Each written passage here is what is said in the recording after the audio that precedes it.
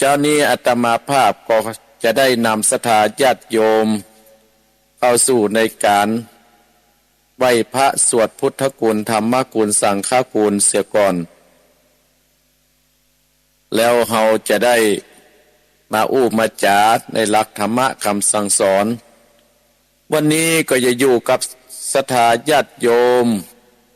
บรรดาพ่ออุ้ยแม่อุ้ยพ่อออกแม่ออกพี่น้องคณะศรัทธาญาติโยมทั้งหลายถึงเวลา6 โมงมาเจ้าศรัทธาญาติโยมก่อนที่จะได้นำศรัทธาญาติโยมไหว้พระสวดพุทธคุณธรรมคุณสังฆคุณนี่อาตมาภาพก็ขอบพระคุณเจ้าของสถานีวิทยุที่รับขึ้นสัญญาณจากวัดป่าตังเจริญไปในตอนเช้านี้ตั้งแต่เวลานี้เป็นต้นไปขออนุโมทนากับเจ้าของสถานีขึ้นวิทยุการศึกษาศาสนาวัฒนธรรมวัดไฟหิน104.50 อำเภอเมืองจังหวัดเชียงใหม่และสถานีวิทยุคณะสงฆ์อำเภอฝางวัดพระบาทอุดม FM 100.25 อำเภอฝางจังหวัดเชียงใหม่และสถานีวิทยุดินแดนถิ่นด้านนาบ้านลงวัวตำบลน้ำบ่อหลวงอำเภอสันป่าตอง FM 103.50 และสถานีวิทยุคลื่นธรรมะของชุมชนวัดห้วยตองซักอำเภอจอมตอง FM 98.75 และสถานีวิทยุมนเสียงธรรมอำเภอแม่แจ่มจังหวัดเชียงใหม่วัดบุพาราม 106.25 และสถานีวิทยุเน็ตเดลเรดิโอ FM 96.75 บ้านโจงตำบลทุ่งกวางห้างซุ้มส่วนจำกัดอนุสรณ์เรดิโออำเภอปานเมืองปานจังหวัดลำปางและสถานีวิทยุชุมชนคนเหนือเขื่อนอำเภอฮอดจังหวัดเชียงใหม่ FM 90.75 และสถานีวิทยุเพื่อการศึกษาและพัฒนาอาชีพ FM 103.50 อำเภอเมืองจังหวัดลำปางโดยคุณอนุพงษ์ตาจินะและสถานีวิทยุวิทยาลัยเทคโนโลยีการจัดการกปภแม่เมาะลำปาง FM 90.50 ขออนุโมทนาสาธุเนอศรัทธาญาติโยมเนาะเอาละศรัทธาญาติโยมบรรดาพ่ออุ้ยแม่อุ้ยพ่อออกแม่ออกพี่น้องคณะศรัทธาญาติโยมทั้งหลายที่เปิดเครื่องวิทยุรับฟังอาตมาภาพก็จักนำศรัทธาญาติโยมนั้นได้เข้าสู่ในการจาศรัทธาญาติโยมได้ในข้าวกันไหว้พระสวดพุทธคุณธรรมคุณสังฆคุณเสียก่อนเน้อศรัทธาญาติโยมเนาะเอาละเน้อศรัทธาญาติโยมเนาะต่อไปก็กราบพระเน้อพระที่ทุกเจ้าก็กราบพระหรือยังเอากราบแล้วเนาะกราบ1กราบ2กราบ3อะระหังสัมมาสัมพุทโธภควาพุทธังภควันตังอภิวาเทมิสวะคาโตภควตาธัมโมธัมมังนัมมัสสามิกราบสุปฏิปันโนภควโตสาวกสังโฆสังฆังนัมมามิกราบนะโมตัสสะภะคะวะโตอะระหะโตสัมมาสัมพุทธัสสะนะโมตัสสะภะคะวะโตอะระหะโตสัมมาสัมพุทธัสสะนะโมตัสสะภะคะวะโตอะระหะโตสัมมาสัมพุทธัสสะพุทธังสรณังกัจฉามิธัมมังสัตตานังกัจฉามิสังฆังสรณังกัจฉามิตุติยัมปิพุทธังสัตตานังกัจฉามิตุติยัมปิ ธัมมังสรณังกัจจามิตุติยัมปิสังฆังสรณังกัจจามิตติยัมปิพุทธังสรณังกัจจามิตติยัมปิธัมมังสรณังกัจจามิตติยัมปิสังฆังสรณังกัจจามิอิติปิโสภะคะวะอะระหังสัมมาสัมพุทโธวิชาจารณะสัมปันโนสุขโตโลกวิทูอนุตตโตปุริสัตตมัสสะสัทธาเทวมนุสสานังพุทโธภะคะวะติสวากขาโตภะคะวะตาธัมโมสันทิฏฐิโกกาติโกเอหิปัจจิโกโอปัญญญิโกปัจจตังเวทิตาโพวินโยหิติสุปฏิปันโนภะคะวะโตสาวกสังโฆอุจจุปฏิปันโนภะคะวะโตสาวกสังโฆยะยะปฏิปันโนภะคะวะโตสาวกสังโฆสามิจิปฏิปันโน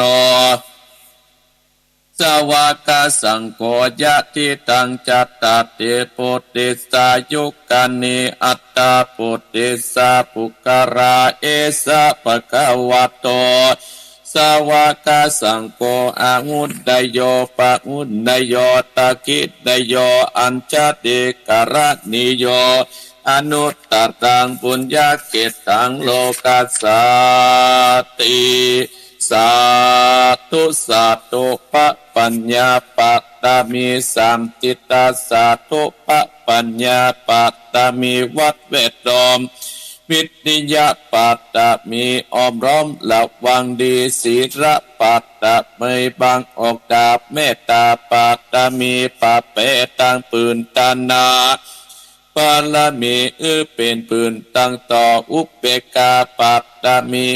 ก็เป็นเวียงสัจจะปัตตามีแวดระวังดีเป็นไม่เต้าคันติปัตตามีกลายเป็นออกดาบบังนามาย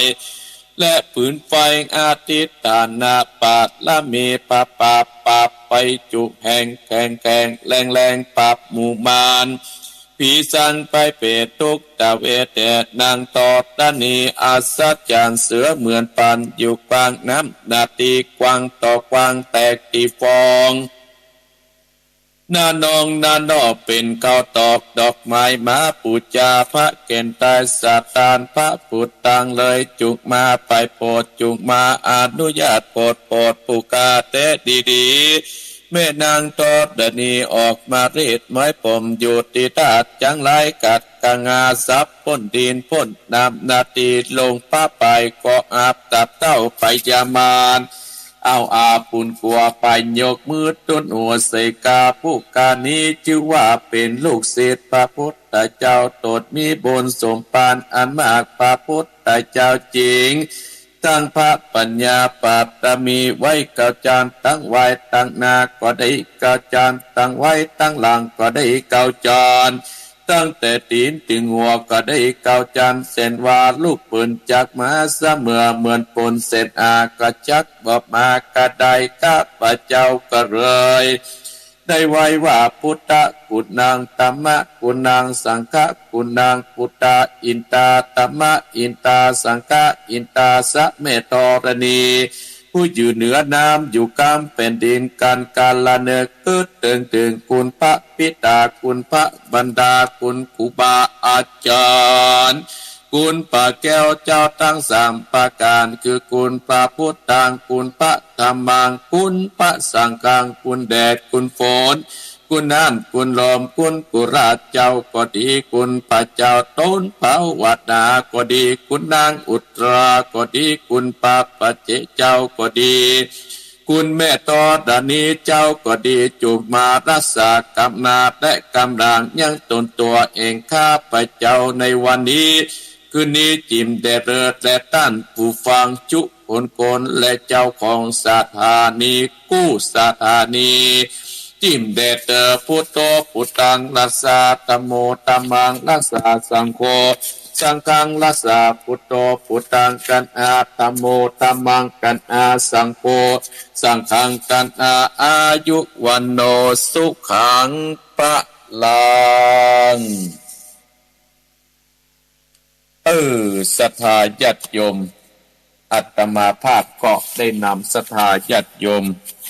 ไหว้พระสวดพุทธคุณธรรมคุณสังฆคุณและสวดปรมี30 ทัศน์ของครูบาเจ้าสี่วิจัยเรียบร้อยแล้วศรัทธาญาติโยม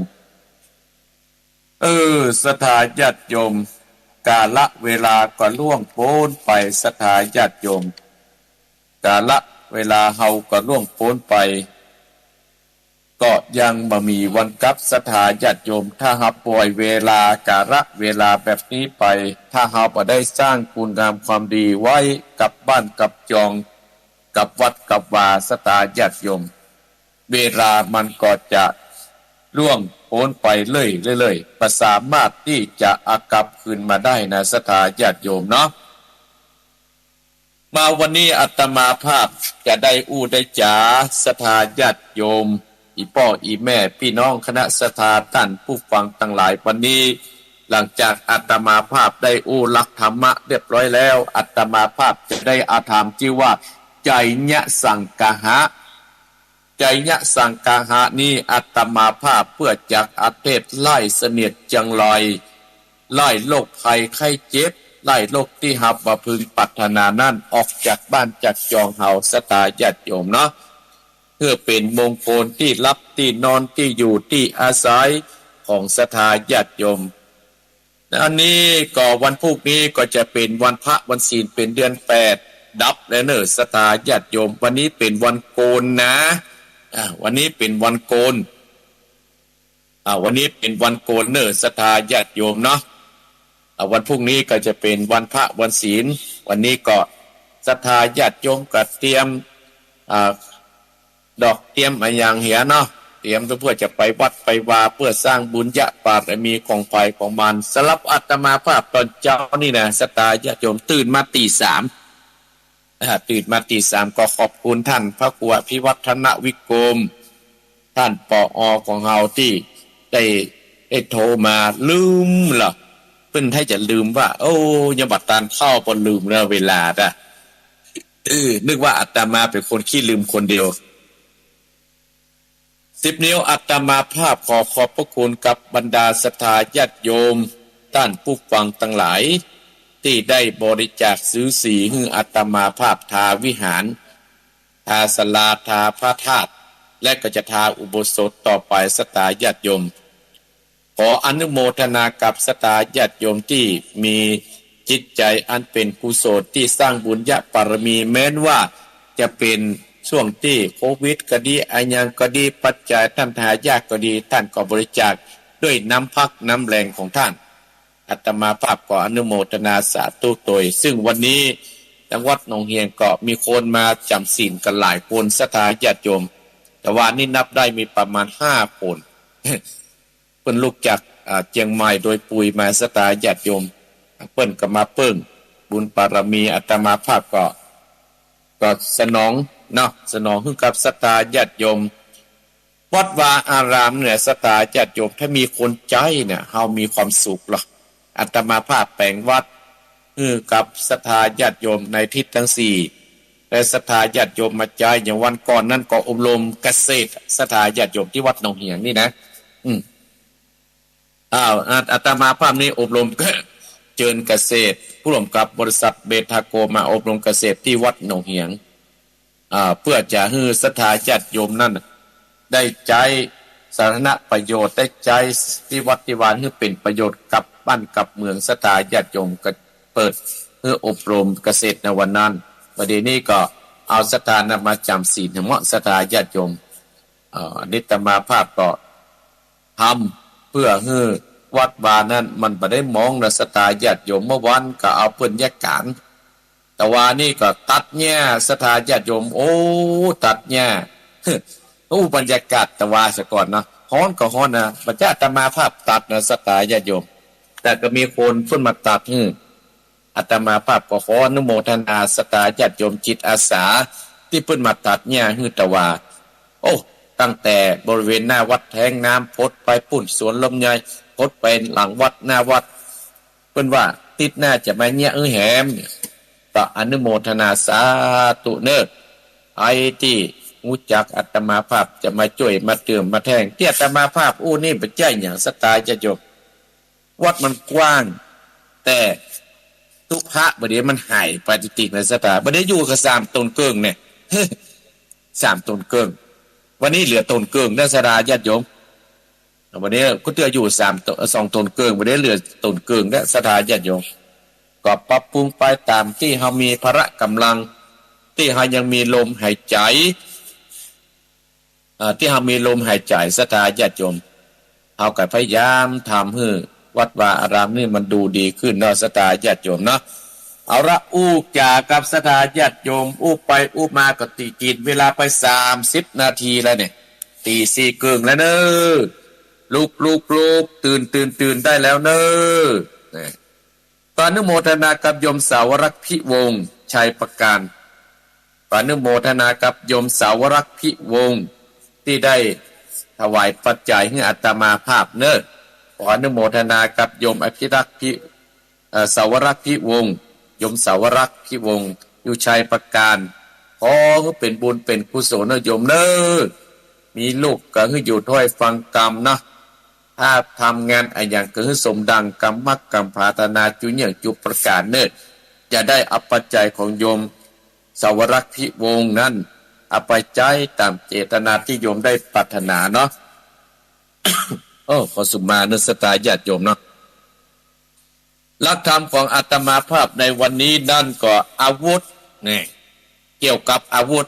ปัจจัยจะไปออกศึกออกที่ไหนในสตาญาติโยมทหารออกไปลบอยู่ตั้งชายแดนก็ต้องมีอาวุธคนเฮาอยู่ในเบื้องหลังอยู่ในปัจจุบันนี่อยู่กับบ้านเมืองนี่ก็ต้องมีอาวุธ9 ชนิด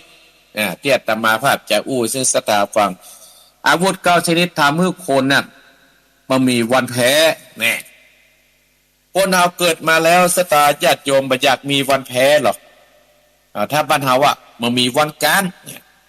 แต่เฮาต้องมีอาวุธ9 ชนิดไว้กับเนื้อกับตัวเฮาสตาญาติโยมทุกคนเกิดมาแล้วก็ปวกแพ้กันผู้คนสตาญาติโยมแต่วันนี้อาตมาภาพเอาอาวุธ9 ชนิดถ้าเมื่อคนเฮาเกิดมาแล้วมันมีวันแพ้เนี่ยมีอย่างพ้องศรัทธาญาติโยม1ความเคารพ2ความจริงใจ3ความอ่อนน้อม4ความเมตตา5ความซื่อสัตย์6ความรัก7ความเชื่อฟัง8ความกตัญญู9ความอดทนแน่วแน่ชนะความอดทนแน่วแน่ศรัทธาญาติโยมมี9อาวุธที่จะได้ผู้ใช้จากศรัทธาญาติโยมบรรดาพ่อวิพ่อออกพี่น้องคณะศรัทธาญาติโยมของเราอันเนี้ยถ้าใครมีอาวุธ9 ชนิดนี้รับรองว่ามันมีวันแพ้ศรัทธาญาติโยม1คือความเคารพคือความเคารพศรัทธาญาติโยม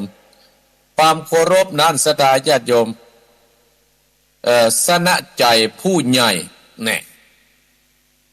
ความเคารพสนะใจผู้ใหญ่สนะใจคนใหญ่ทั้งหลายนะครับผู้น้อยไปเคารพผู้ใหญ่ก็จะสนะใจผู้ใหญ่ศรัทธาญาติโยมทั้งหลายแต่ปัจจุบันเนี่ยศรัทธาญาติโยมคนผู้น้อยเนี่ยจะไปให้ลบผู้รักผู้ใหญ่แต่อาตมาภาพด้วยเคารพเนอะแม้แต่ผู้น้อยอาตมาภาพยังเคารพอาตมาภาพยังเคารพเลยศรัทธาญาติโยมเนาะ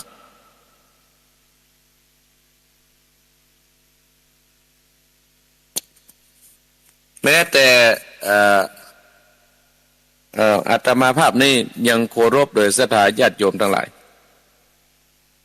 2ความจริงใจสนะใจมิตรสนะผู้ที่เป็นมิตรทั้งหลายสนะผู้ที่เป็นมิตรอันนี้อาตมาภาพว่าความจริงใจเนี่ยอยู่ที่ไหนก็จะเป็น สิ่งที่เฮาชนะใจมิตรใจเปื้อนใจสูงคือคนเฮานั้นมีสัจจะศรัทธาญาติโยมคือคนเฮานั้นมีสัจจะมีสัจจะสามคือความอ่อนน้อมชนะใจคนความอ่อนน้อมเนี่ยชนะใจคนศรัทธาญาติโยมความอ่อนน้อมเนี่ยชนะใจคนความอ่อนน้อมนี่นะชนะใจคนสี่ความเมตตาชนะใจสัตว์ท่านทั้งหลายลงมีอีพ่ออีแม่ลงมีความเมตตาต่อสัตว์หิงห้อยต่อสุนัขหรือว่าหมาก็ได้เนาะที่เขาเลี้ยงไว้น่ะถ้าหาคือความฮักกับมันนะศรัทธาญาติโยมโอ้ถ้ามาหันเขาไปไหนมามันก็มันนึงโดดมาแล้วเพราะฉะนั้นหลักธรรมะของผู้ยักษ์ผู้ใหญ่ทั้งหลายเปิ้นถึงมีว่าพรหมวิหารตั้งสี่นั่นคืออย่างมีเมตตาความเมตตาความกรุณาความมุทิตาและอุเบกขาท่านทั้งหลายเนี่ยท่านทั้งหลายบรรดาพ่ออุ้ยแม่อุ้ยพ่อออกแม่ออกพี่น้องคณะสตาญาติโยมทั้งหลายว่าความเมตตาชนะใจสัตว์ความซื่อสัตย์ชนะใจคนฮักเนี่ย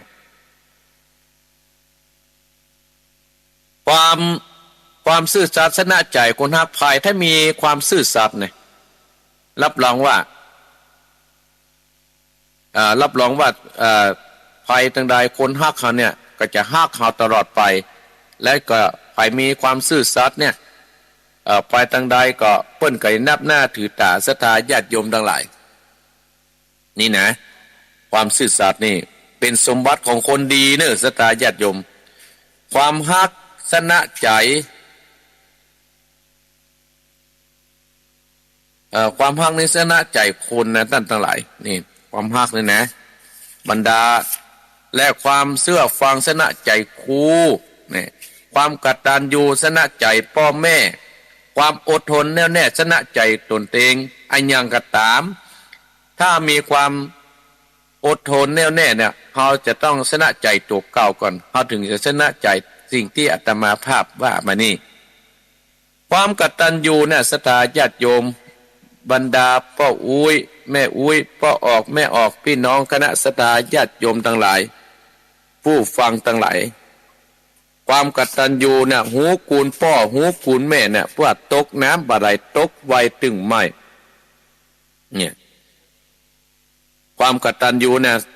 ถ้าเรามีความกตัญญูต่อพ่อต่อแม่นั้นรับรองว่าตกน้ำบาไหลตกไฟตึงไม่เหมือนที่อาตมาภาพจ้างเอาธรรมมาเทศเรื่องงัวลูกงัวกตัญญูน่ะศรัทธาญาติโยมมีอย่างที่อาตมาภาพเนี่ยที่อาตมาภาพจะเอาเรื่องลูกงัวกตัญญูมาเทศคือศรัทธาญาติโยมแม้แต่งัวเนี่ยยังมีความกตัญญูต่อพ่อต่อแม่แต่ถ้าเราเป็นคนเนี่ยถ้ามามีความกตัญญูต่อพ่อต่อแม่ต่อครูบาอาจารย์ที่เพื่อดูแลเรามาเราจะเนี่ยอันอย่างมันก็บ่ค่อยเจริญรุ่งเรืองเพราะฉะนั้นความกตัญญูเนี่ยเป็นเครื่องหมายแห่งคนดีทั้งหลายภายถ้ามีความกตัญญูต่อพ่อต่อแม่ต่อครูบาอาจารย์นี่นะคนทั้งหลายก็จะอวดจะอ้างเทวดาเทพบุตรเทวดาทั้งหลายก็จะมาคุ้มครองท่านทั้งหลายเนี่ยอาตมาภาพดึงเอาอาวุธ9 ชนิดนั้นน่ะมาฮื้อศรัทธาญาติโยมเป็นของควรเมื่อเจ้านี้ตอนเจ้านี้ทำให้คนนั้นมีวันแพ้ที่แน่ๆนั้นเมื่อมีความกตัญญูแล้วความอดทนแน่วแน่น่ะชนะใจตัวเองเนี่ยชนะอย่าง100 ครั้งพันครั้งยังพระเจ้าชนะใจตัวเก่าเตื้อศรัทธาญาติโยมตัวเก่าเฮาเนี่ยที่เกิดมาเนี้ยถึงมื้อถึงวันเนี่ยอีพ่ออีแม่แล้วกึดอะเด้อแต่ก่อนเนี่ยเป็นคนสูบบุหรี่แต่ก่อนเป็นคนอย่างอันอย่างอี้เนาะแต่เฮาชนะใจตัวเก่านั่นก็สามารถทำอย่างได้ลุล่วงไปด้วยดีศรัทธาญาติโยมเพราะฉะนั้นอาตมาภาพเลยเอาอาวุธ9 ชนิดที่ทำให้คนนั้นมันมีวันแพ้1มีความเคารพชนะใจผู้ใหญ่2คว ความจริงใจสนะใจเม็ดก็คือเพื่อนหมู่เฮาที่อยู่ด้วยกันเนี่ยศรัทธาญาติโยมเพื่อนที่เฮาอยู่ด้วยกันนี่นะ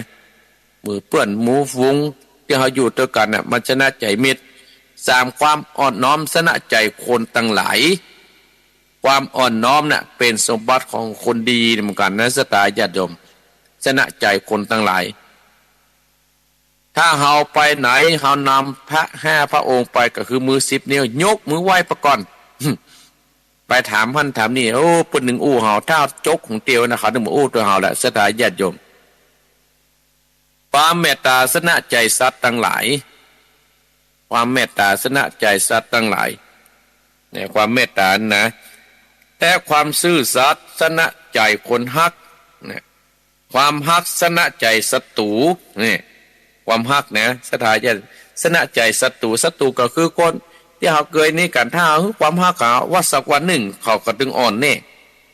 ความเชื่อฟังสนะใจครูถ้าเป็นนักเรียนสนิ่งศรัทธาญาติโยมทั้งหลายเนาะหรือว่าเป็นนักเรียนนี่นะศรัทธาญาติโยมถ้าเอา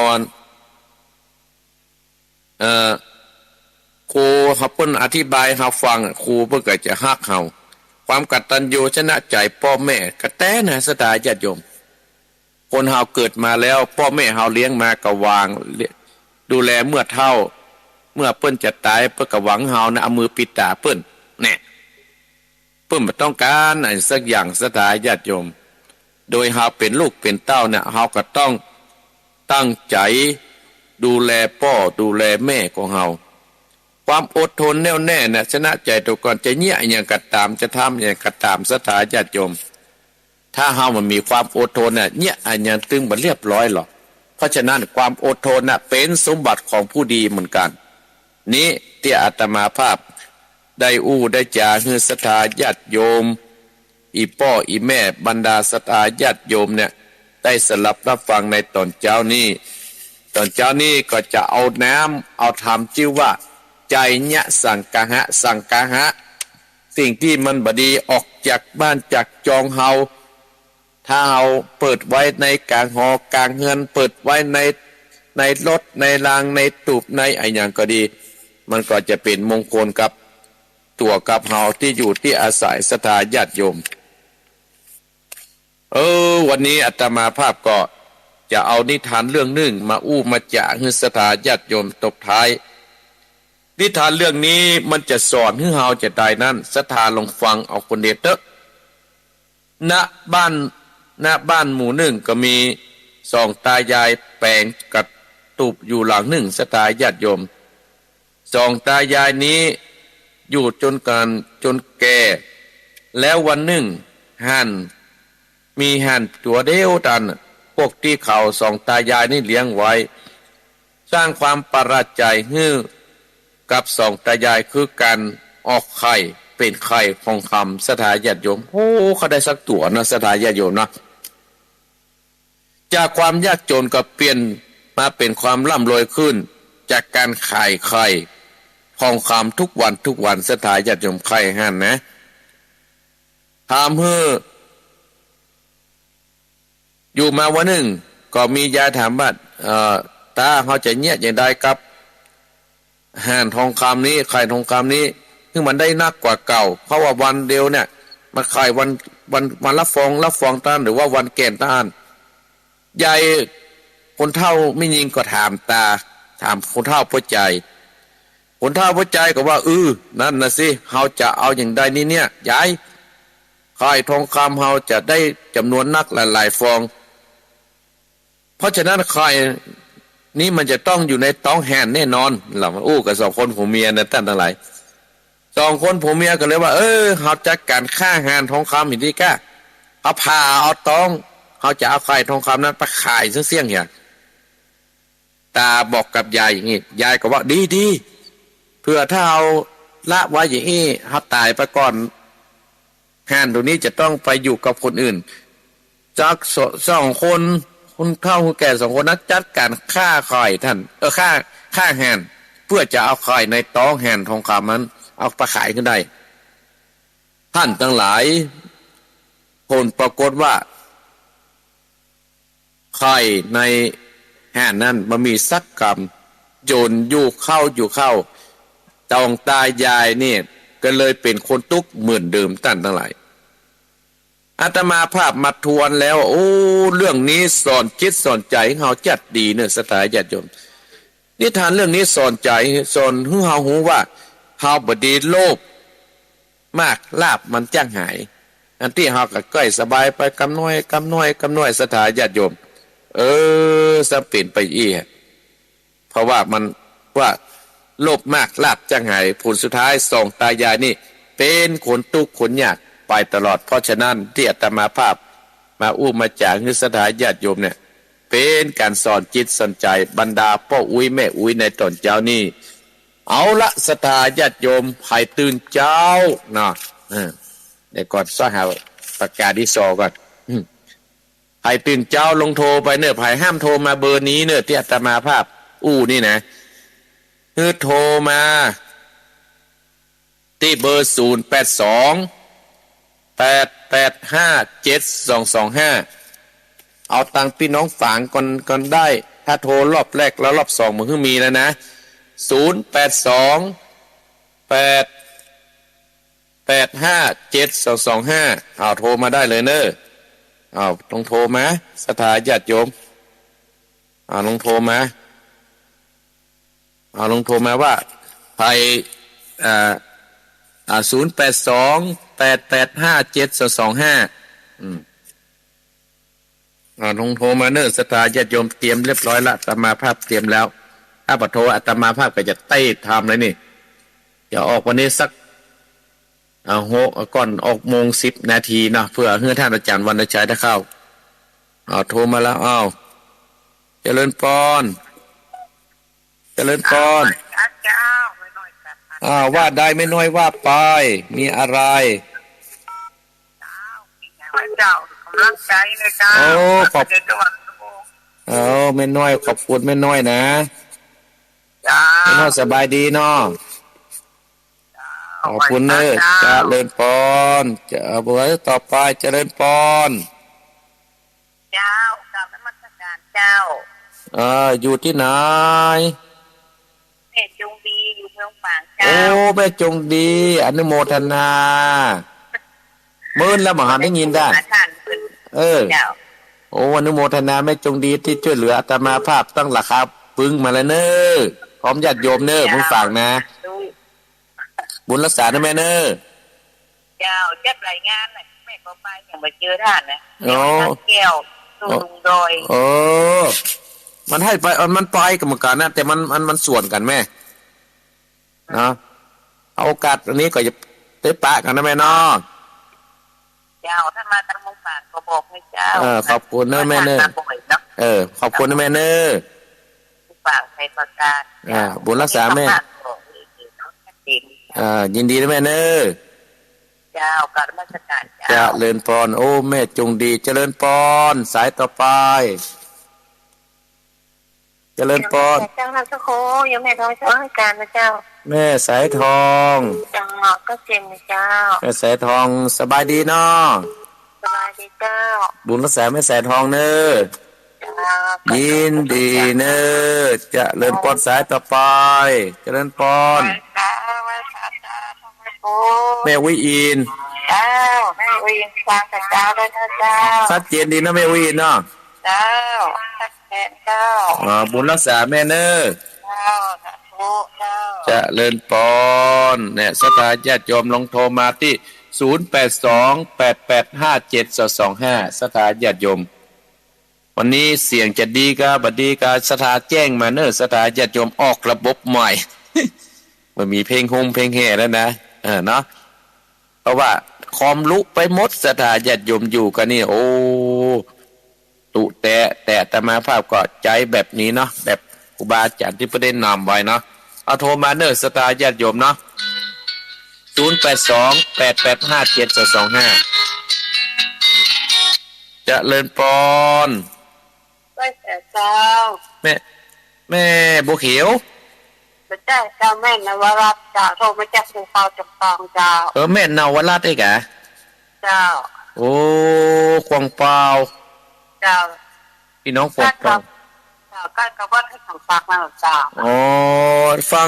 แม่โทรมาบ่อยกันนะได้ยินสักเตือนนี่แม่นาวรัตน์โทรเจ้าโทรมาหาท่านอ๋อ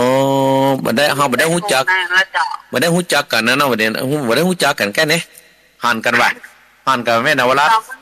พอแล้วปล่อยไก่คิดว่าท่านเนี่ยแล้วก็เลยจะได้เข้าไปยินดีต้อนรับเนาะเชิญมาเด้อเจ้าเพิ่งจะไปนะเจ้าคุณรักษาแม่เด้อจะกำลังใจนะเจ้าเลิญปอนแม่จะเลิญปอนแม่นาวรัตน์วัดขวงเปาจอมตองกระ08288572225เนื้อสตาญาติโยมเนาะอาสายต่อไปเจริญปอนอ๋อพ่อบุตรตันวางอยู่นอกยินดีพ่อเน้อเจริญเจริญปอนเนี่ยโทรกันกับคนน้อยนะปอนเนาะคนน้อยเจริญปอนอันนี้พ่อบุญตาลเจดี3ยอด0828857225สตาญาติโยมก็เดี๋ยวอาตมาภาพจะเทศธรรมแล้วนะก็ได้เทศธรรมใจเนี่ยสังกังหะภายเปิดไว้ในบ้านในจองเนี่ยไล่เสด็จอย่างไรไล่โควิด19ไล่ความบัดดิตลงแม่น้ำปิงมาเนี่ยเนาะกระ08288572225เน้อสตาญาติโยมเนาะมาได้สายหนึ่งคนน้อยเจริญปอนพ่อบุญมีกี่บุญตาลหันบุญมีว่าจะชัดเจนนี่เนาะบุญรักษาปอนเนอจ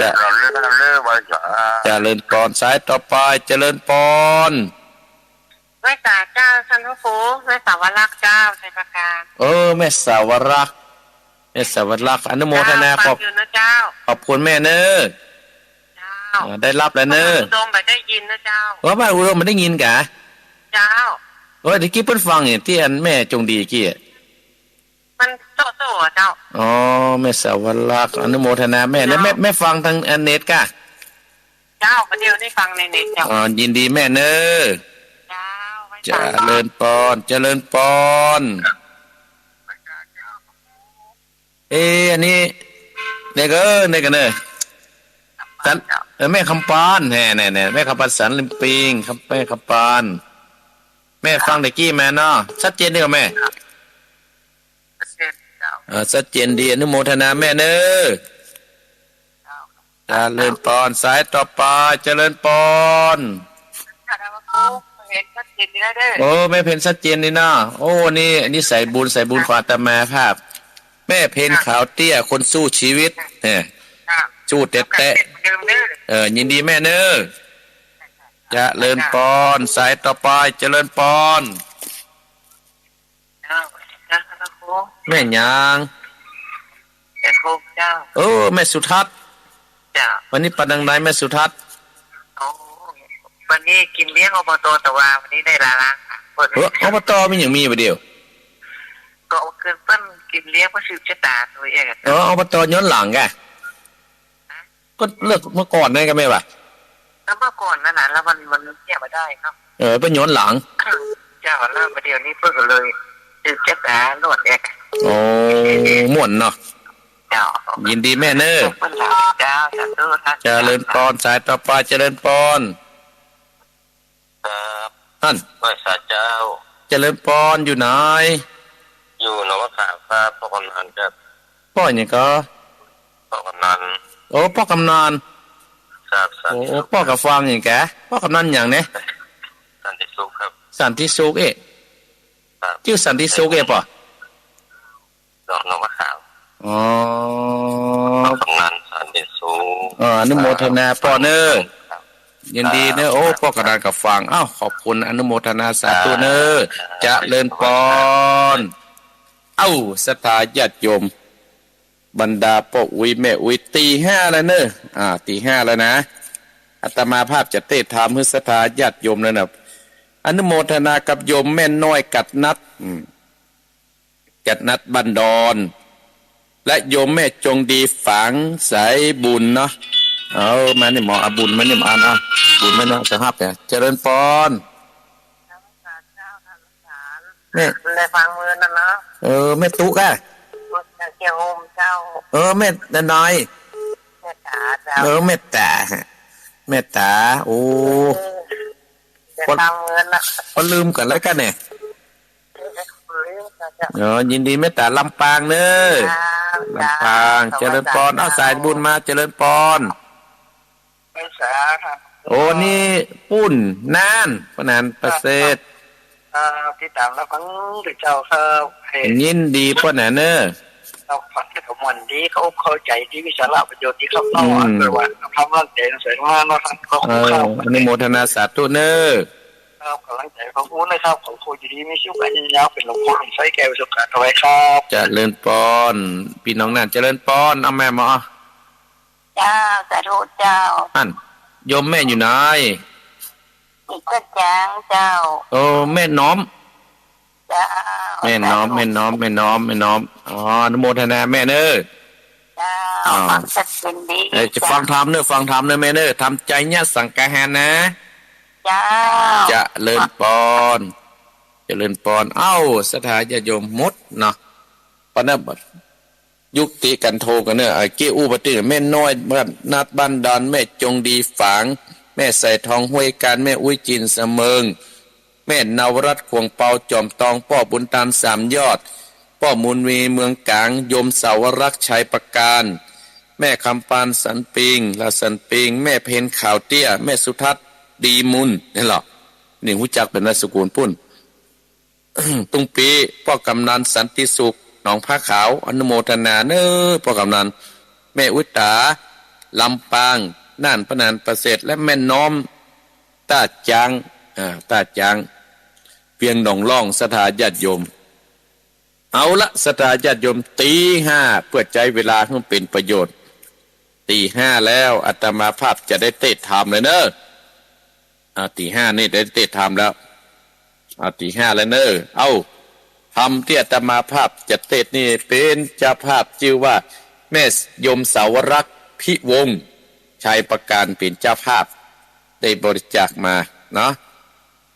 ยมสาวรักษ์เนอะตั้งใจฟังเนอะชื่อว่าใจเนี่ยสังกะหะเป็นธรรมมงคลนะสถาญาติโยมไล่โรคภัยไข้เจ็บนาต่างไล่เสนียดจังไรออกจากบ้านจากจองเนอะเอาละอาตมาภาพจัดเทศนาณบัดนี้เนอะนะโมตัสสะภะคะวะโตอะระหะโตสัมมาสัมพุทธัสสะตตาระจระติอิตังสัตตาจิตตวันเนวิอาลันโตอัตตโนสัมภวติกเทเสสันตโววะโอกันนาโกภวติปังเมื่อพระพุทธเจ้าแห่งเราโทละมันสำเร็จสถิตสำราญนะในกันตาโกเตส่วนอันว่าเจ้าภิกขุตั้งหลายได้500พระองค์ตั้งปาเจียนจะอุจจาซึ่งกันไปมาในลงตามสาราว่าอาโวโสดุราตันตั้งหลายเตมนุสาอันว่าคนตั้งหลายในโลกนี้กลับมาสงเปียติผาญาตนักหนาเนื่องหนาได้บาปันตันดาเมื่อนั้นพระพุทธเจ้าได้ยินโดยหูทิพย์แห่งตนแล้วก็เสด็จติลาลัสนาเนื้อตัวอันงามจุแองและนามีวันนาไม่มีวันนะเป็นไว้เรื่องวายพระบุญป่ายยิ่งฟ้าท่านกว่าอ้อยนาซึ่งอารามมีลัสมีงามจุอ่านเหมือนดังพระ จันทร์เพ็งวันเดือน15พามปุ่นปานจึงปรับหมู่มานนาข้าก็สาธิตสำนานนั่งเดือดเน้นเต็มแก้วเดืองงามปะกอบมาเส้งตามที่ภิกขุตั้งหลายว่าภิกขเวดุลาภิกขุตั้งหลายอานานั่งใหญ่อุจจาซึ่งกันไปมาเยี่ยงใดจึงปอบปันตัดแดวพระตนแก้วก็มาจนใจลวดบอดเจียนจาเสียดนิดาเมื่อดานภิกขุสังฆเจ้าตั้งหลายยกมือถวายนอบน้อมไว้พระเจ้าวันตาว่าปันเตปะกวาคะเดพุทธเจ้าตั้งหลายได้เจียนจาซึ่งคนตั้งหลายได้อันถูกเปียติกังวลพญาตั้งหลายเมื่อกันสัตว์ดานก็มิแลเมื่อดานพุทธเจ้าเตสัตดาว่าภิกขเวด้วยดูลาภิกขุตั้งหลายพระกาตากาตาปันก่อนเพื่อจะย้อนจังสมปันก็มีโพดปันตานอายยังไปญาลูกตั้งหลายต่างๆก็มีดวนจะแลพุทธเจ้าเจ้านันปาตนแก้วสัตตาก็ทรงงานมิว่าตุมอีบ่อปากก็มีแลเมื่อดานภิกขุสังฆเจ้าตั้งหลายตนสราดโดยว่าอ่านจริงนามัสการก็ว่าปันเตปะกวากะเดพุทธเจ้าอันว่าธรรมเทศนาอาทิตตาร่วงแล้วยังบอกปรากฏแก่ผู้กาตั้งหลายขอพระบุญบายจุงเทศนา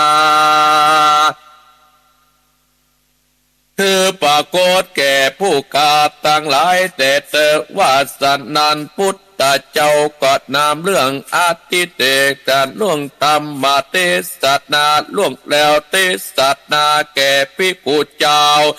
ตั้งหลาย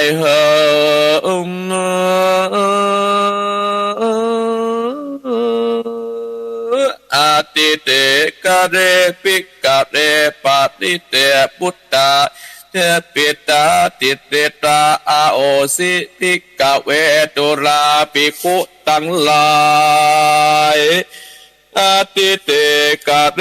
กะละล่วงพ้นไปแล้วเสียงเจนในการนักวันนานอันมีเมืองหนึ่งชื่อว่าปาตเตบุตรว่าอันทัดแต่ดันก็มีบ้านอันหนึ่งอยู่ที่ตาสอนเมืองเตือนยันนานก็เป็นบ้านแห่งเศรษฐีตั้งหลายกอบมาประกอบกาตระกูลอันชื่อว่าพรจันนาภูกามยังมีตระกูลอันเป็นใหญ่ตั้นตั้งหลายชื่อว่าโคตามาอาเศรษฐีมีลูก3 คนนาชื่อพี่ชื่อว่าใจญาสีอุดมคนชื่อว่า15 คนนอกลาเป็นพ่อใจชื่อว่าใจญาสังกหาเจ้าก็มีโลภงามกับคนตั้งหลายเจ้าก็มีการจบเป็ดตั้งมวลตาตั้งอาศัยบ้านนั้นติดนานนาส่วนบ้านอันนั้นก็อาเปียติกังวลอนตะลายบ่ได้สักคนอยู่ก็มีความสุขตัวเมื่อก็มีแลส่วนเจ้าใจญะสังกังหาผู้นั้นเกิดมาอายุได้16 ปีก่อนอันว่าเปียติบ่หันปรากฏอันสักเตือกอดดันอยู่3 ล้านใจย่อมมีการเกียนเต็มไปโดยข้าวของเงินคำนักจัดแต่ส่วนอันว่าปีตั้ง2 กุมารด้านก็บ่ทรงก็มีลูกสมนมอันงามยิ่งนักเป็นติหากแก่คนตั้งหลายกำนั้นก็ลือไปถึงหูปัญญาเจ้าตั้งหลายในสักการะจุมปูทิพตั้งมวลก็มีอันแหลดดาเมื่อดานเต้าปัญญาตั้งหลายกอดน้ำเครื่องหลังการปันดาการกองฝากแล้วกอดนำมาฝากนางใด เป็นใหญ่แก่ตั้งสนมตั้งหลาย66,000 นางก็มีแลปางเมื่อโพธิสัตว์เจ้าแห่งเราได้ลงมาเกิดในตระกูลมหาเศรษฐี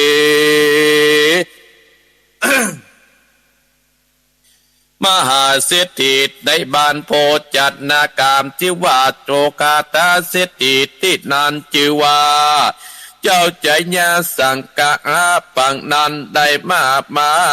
เป็นหมอยาอันสลัดโจเปตตะมวนยังมีวันหนึ่งเจ้าก็ปกติเดินไปตีเดินก็ไปหารแม่ยิงมีรูปสมนมมาดาทรงผู้เสมองามบอดใดตาวัดนางพูดนั้นก็มีโลกภัยขาเจ็บมาเบียดเบียนตามโหนโลกกาแจ้งว่าเมื่อนางกุมานั้นกัดนิ่งใจนางปุดดันก็มีรูปอันงามเหมือนดังอันดาทรงเปียตินั้นจะแต่เจ้าก็ไปอ่านนางเล่าแล้วก็มีความอาเสด็จนางนาคนั้นก็มาประจมยาอันหนึ่งด้วยแก่นจันตั้งเมื่อแล้วก็นำมาแก่นกุนตั้งแห่งตนโดยนวดน้ำตั้งหลายแล้วก็ฮือคนตระกูลอันเป็นพ่อแม่แห่งตนนั่นแล้วก็มาแปลงคานอันใหญ่อันหลวงเจ้ากุมารก็เป็นตนว่าเตียนเล่มบาทกูหนึ่งเล่มเงิน300 เจียงข้าวตอกดอกไม้แล้วก็ข้าวเปลือกข้าวสารผ้าขาวผ้าแดงแล้วก็ตามมาเป็นทิปฏิจุอันนาแล้วก็มาจุอันแล้วก็มากัดตามรูปทั้งหลายมีรูปช้างรูปงัวควายเป็ดไปบูมารูปเสือหมีกวางฟานรูปนกทั้งหลายรูปสัตว์ทั้งหลายอันเป็นพั่มปอมแล้วก็มาตกแต่งนิจการด้วยไม้อ้อและคาเขว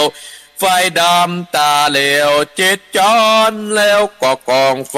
7 กองแล้วข้ามพร้อมแล้วก็มาปัดล่ำลายติปประมนอันหนึ่งว่า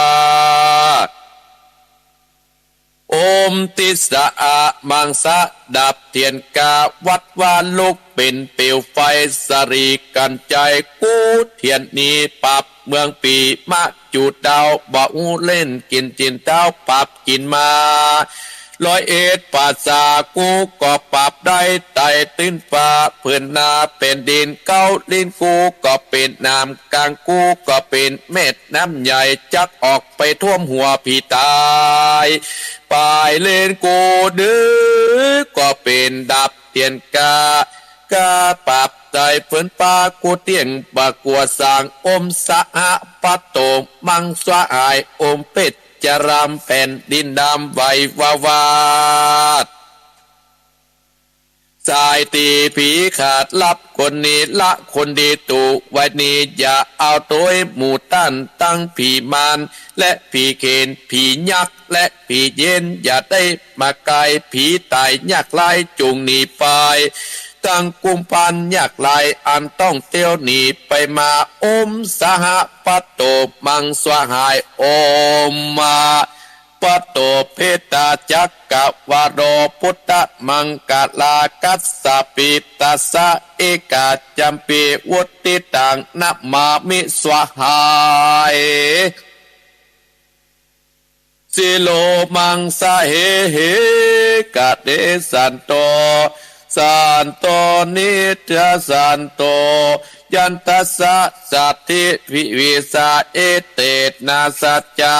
วเจนะภวันโตสัพปตาสวะหายอมนะโม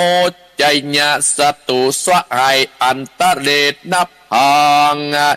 พระขียังยัตตานุจัตโดจิตปิวติอันว่าแต่งสันนี้แล้วก็เอายา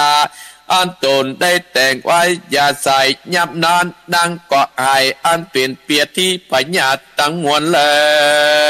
ย อันว่าตระกูลเองนั้นก็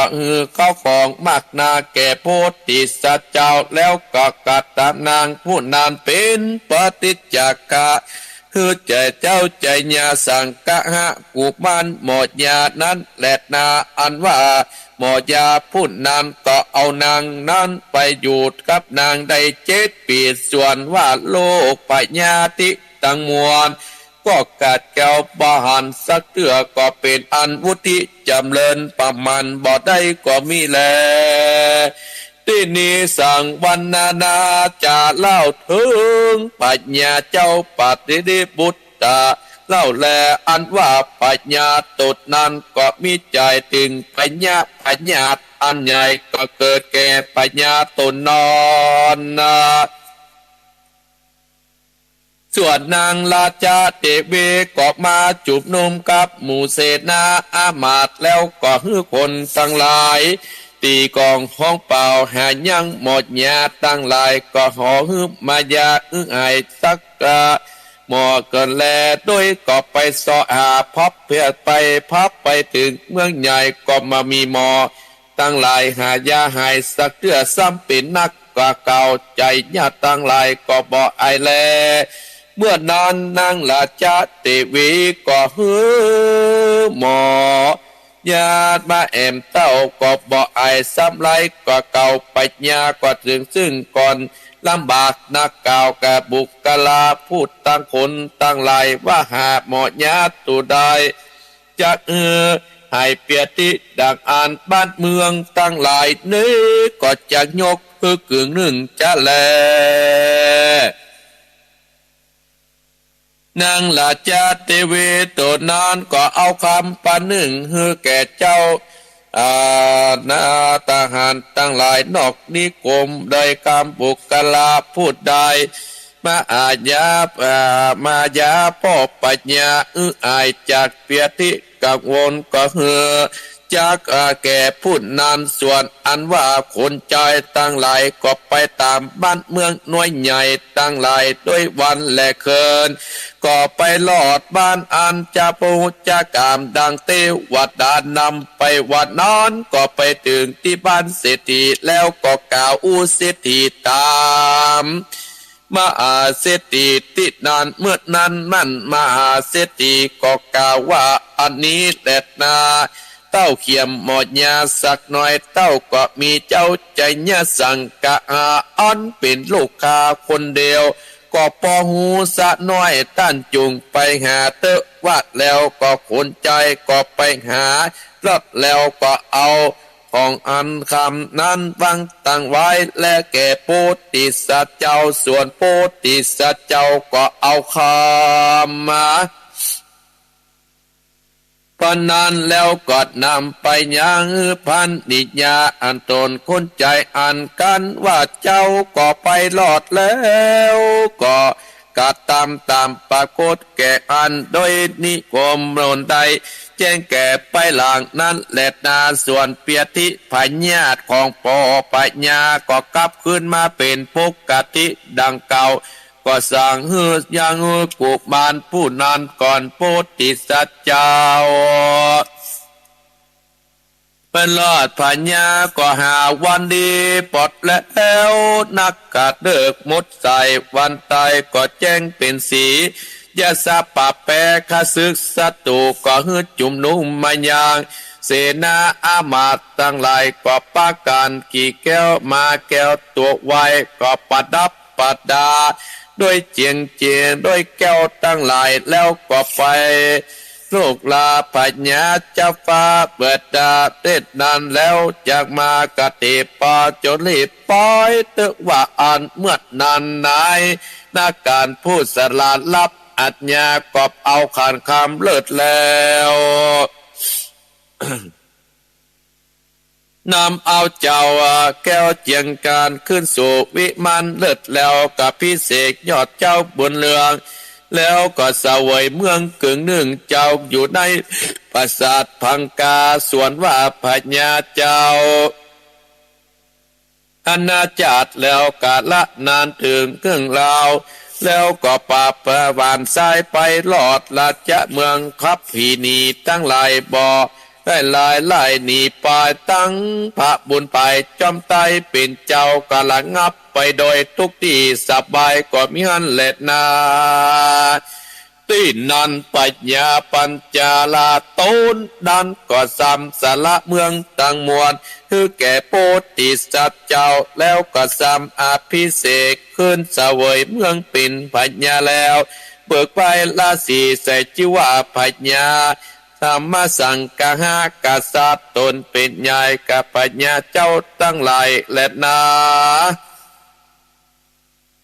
กังมวลเมื่อดานปัญญาปัญจราจาตาตดนานก็ตีกองห้องเปล่าไปบ้านเมืองใหญ่น้อยตั้งหลายกำว่าบัดนี้อัจญาปัญญาตนใหญ่คือว่าธาเมียธรรมสังกังหะราชากษัตริย์ได้เสวยเมืองแล้วว่าอ่อนนาแล้วก็ฮือพญาเจ้าตั้งหลายเฮ้ยในกาลจุมปูติบนานเขาก็สร้างข่าวสารว่าโพธิสัตว์เจ้าเป็นปัญญาตามอยู่เสวยเมืองกอดนำมาเครื่องบรรดาการกองฝากเป็นตนว่าจ้างมาเงินความเสื้อผ้าตั้งหลายน้อมถวายแก่โพธิสัตว์เจ้ามหาโพธิสัตว์เจ้ามหาสัตว์เจ้าก็ถึงเวสาราชาอันจอบประกอบด้วย10ประการมหาเมกาอันฝนฟ้าก็ตกจอบตามละโดปิดกาข้าวหนูก็มาจุแองต้านเปิดยะตั้งหลายก็ปปรากฏอันสะเตือด้วยติดจะบุญท่านมหาสัจเจ้าเฮจะลาไปและนาต้านต่างหลายเฮ้ยจวดทุกเมื่อก็มีแลสังกักอาเสดสินโตหนึ่งกับปัญญาเจ้าตั้งหลายว่าพุทโธพุทธังนาวาจิกังเอโกสปาปุตเตสปาละนานาดังนี้เป็นต้นและนาท่านตั้งหลายจุเมืองเองตนโดยกัสปาการสวดที่ย้ายเสสินมหาสัจเจ้า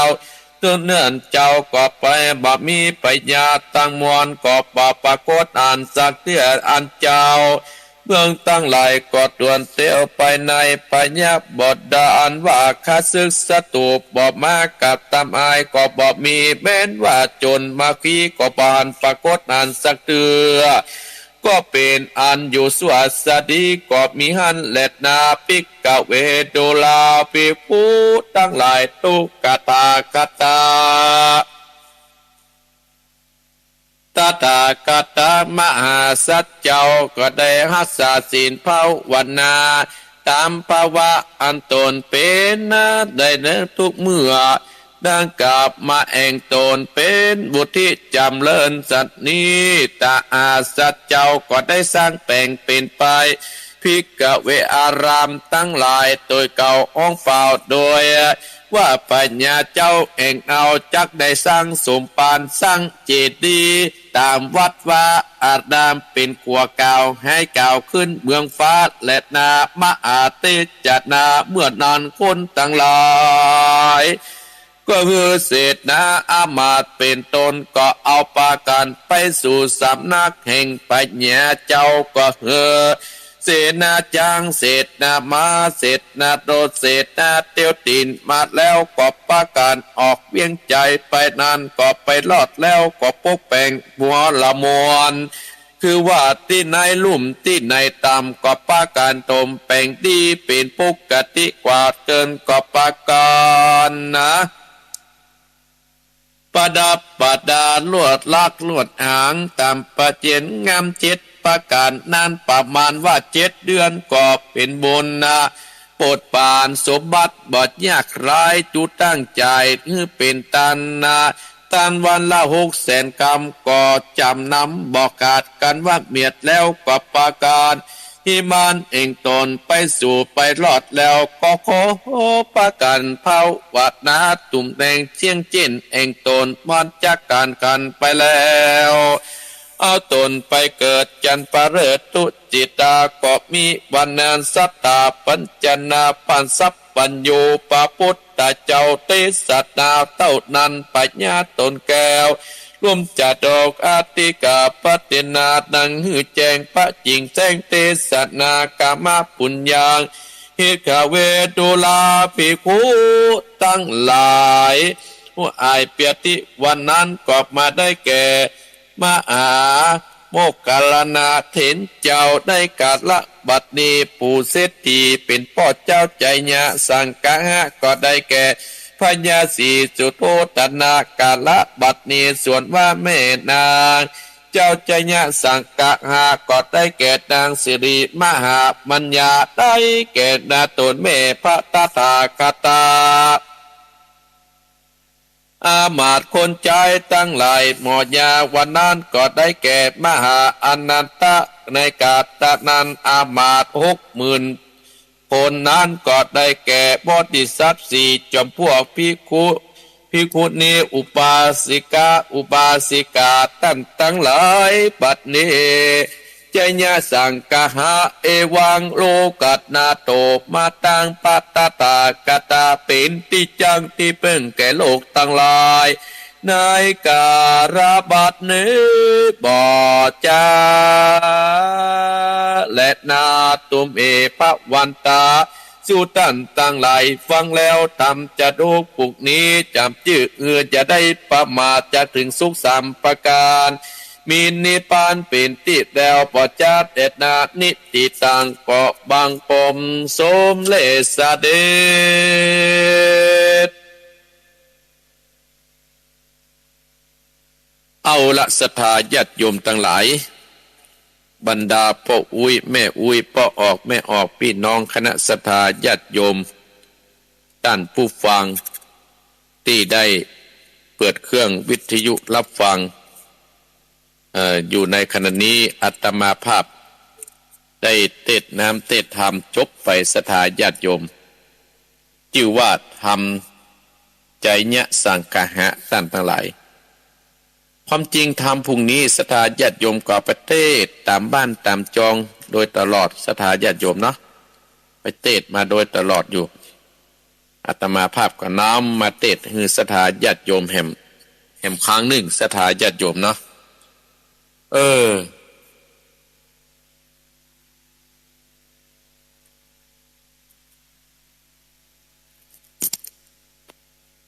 อาตมาภาพก็ได้มาเทศให้ศรัทธาญาติโยม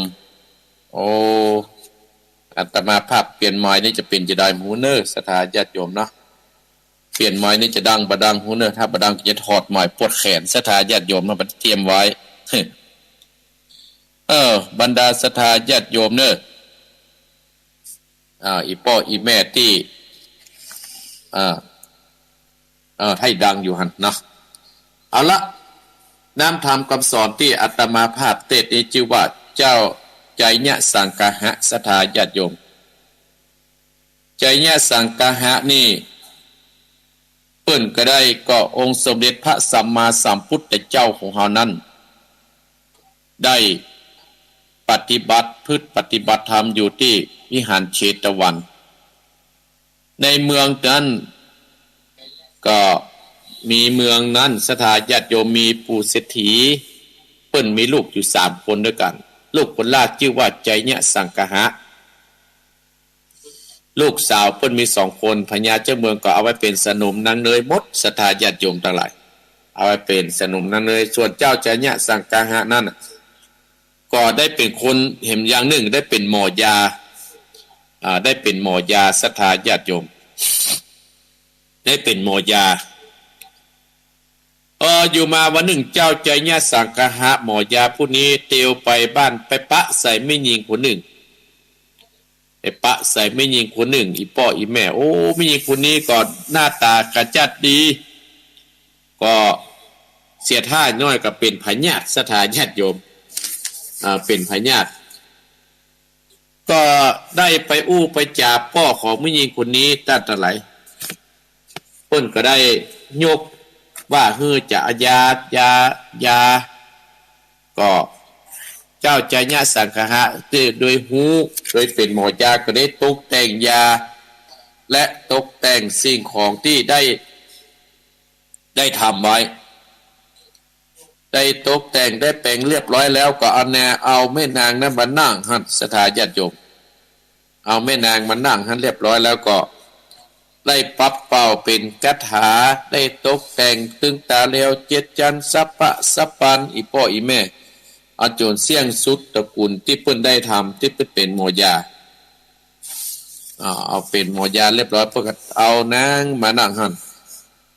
แล้วก็เจ้าใจญะสังกหะคนนี้ก็ได้เอาน้ำซีเมนต์สมป่วยมาเอาเตียนมาอย่างเพิ่นจะภูมิน้ำมูลเนี่ยกันเนาะได้ก็ได้ลวดลอยคาถาว่าจะได้สถาญาติโยมคาถาวันนี้ก็เด็ดเหมือนกันเนอะคาถาของเจ้าใจญะสังกหะว่าโอมทิสหะมังสะดับเทียนก้าวัดวาลุกเป็นเปียวไฟสลีกันใจกูเทียนนี้ปักเมืองผีมักจูดดาวบ่ฮู้เก้นจิตดาวปรับกินมาล่ะ101ภาษากุก็ปรับได้ใต้ตื้นฟ้าเหนือหน้าแผ่นดินเกาลิ้นกูก็เป็นน้ำกลางกูก็เป็นแม่น้ำใหญ่ก็จับออกไปท่วมหัวผีตายไปลิ้นกูก็เป็นดาบเทียนก้าล่ะปรับใต้ฟ้ากูเตี้ยงกว่ากูสังอมสหะปัตโตมังสวหายอมเป็ดจารำแผ่นดินดำไหววาวาดสายตาผีขาดกับหนีละคนดีตู่ไว้ที่นี่อย่าเอาตัวหมู่ต้านตั้งผีมันและผีเขนผียักษ์ผีเย็นอย่าได้มาใกล้ผีตายยักษ์ไล่จุงหนีไปตั้งกลุ่มพันยักษ์ไล่อันต้องเตียวหนีไปอมสหปัตโตมังสวหายหรออมปัตโตเพศสหจักกะวะโรพุทธมังกลากัสสามิตะสะเอกาจำอิสังวุธิสังนะมามิหังสวหายสิโลเมสะเอกเตเตสันโตยันโตตัสสะธนิสะสัปริเอเตนะสัจจะวเจจยะสุติสัตตูภวันตุสัพพตาสวหายอมนะโมจยะสัตตุสวหายหันตะเรนะพังพระกิยังยันตวาปุณณโรเจติยะภวิสติสวหายดอกหลังจากเจ้าใจญะสังฆะไล่ลอยคาถาเรียบร้อยแล้วอีพ่ออีแม่โค่นปรากฏว่าแม่นางคนนี้กลับหายเป็นปกติคนดีเนี่ยคาถาพุทธศักดิ์สิทธิ์นะสตาญาติโยมพ่อของแม่นางคนนี้ก็เลยเป็นบริจาคนางให้กับเจ้าใจญะสังฆะเอาไปเป็นภรรยาอยู่มาได้7 ปีสตาญาติโยมในเมืองปราดิบุตรนั้นพญาเจ้าเมืองนั้นบัดสบายอีพ่ออีแม่ทั้งหลายพญาเจ้าเมืองมเหสีพญาเจ้าเมืองก็ใจเนี่ยใจหมู่เสนาอามาเสนาจางเสนามาเสนาเตียวตินตีกองห้องป่าไปทั่วบ้านทั่วเมืองพับโลกสงสารว่าจะพญาพ่อพญาหายเนี่ยจะยกเมืองให้กึ่งหนึ่งเนอไปแบบพอเห็นยกลูกสาวหึงหัวเนาะโอ้แต่หมู่เสนาอามาตย์นะก็ได้มีเทวดาโดนจิตโดนจ่ายไปหาหมู่นั้นมาหายทรัพย์ปิ่นละเก้าแล้วก็มีเทวดาโดนจ่ายไปพบถึงพ่อสิริกันเนี่ยว่าโอ้มีลูกข้าคนเดียวคือพ่อใจเนี่ยเป็นพ่อใจนี่นะพ่อจะหูซะหน่อยไอ้กะหูซะหน่อยเนี่ยกันทั้งหลายก็เลยเอาคำปันนั้นนะปันก้อนหนึ่งนะเอาฮือกับเจ้าใจญะสังฆะเจ้าใจสังฆะก็เอานี้สถาญาติโยมทั้งหลายและก็ลาเมียเพิ่นไปก็ไปยาพ่อพญาเจ้าเมืองพ่อพญาเจ้าเมืองเกิดหายสถาญาติโยมทั้งหลายหายทันทีเลยนะ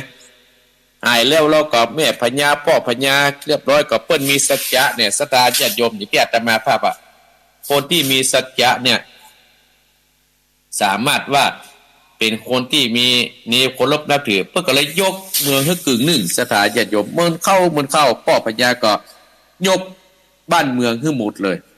คือเป็นพญาเจ้าเมืองก็เลยหมู่ทหารหลายกตีกองห้องเปล่าคือกับพญาเมืองหัวเมืองน้อยญาติตั้งหลายมาฮับหูสับกันมาสลองของอะไรกันตั้งแต่วันนั้นเป็นต้นมาตั้งแต่ไหลพญาธรรมจญาสังฆะนี่เป็นพญาเจ้าเมืองปกของบ้านปกของเมืองที่หั่นโรคภัยไข้เจ็บศัตรูหมู่โจรตั้งหลายโอ้ตึงมาใกล้ละตึงมาใกล้ปากันนี้เรียบร้อยเลยสถาญาติโยมอันนี้ ถามเรื่องนี้ก็จบตัดที่นี่ก็ตีห้าครึ่งเนี่ยตีห้าครึ่งพอดีเนี่ยวันติดหน้านี่จะทำเบาหน่วยกินขวานมาวันนี้ทีแรกว่าเอาเบาหน่วยกินขวานมาสักการญาติโยมแต่ว่างานหนักโอ้ลืมไปฮะลืมว่าเป็นวันติดอาตมาภาพนึกว่าเป็นวันศุกร์เนี่ยมาฮู้คิงแต่คืนนี้เป็นวันเสาร์วันจันทร์เป็นวันติด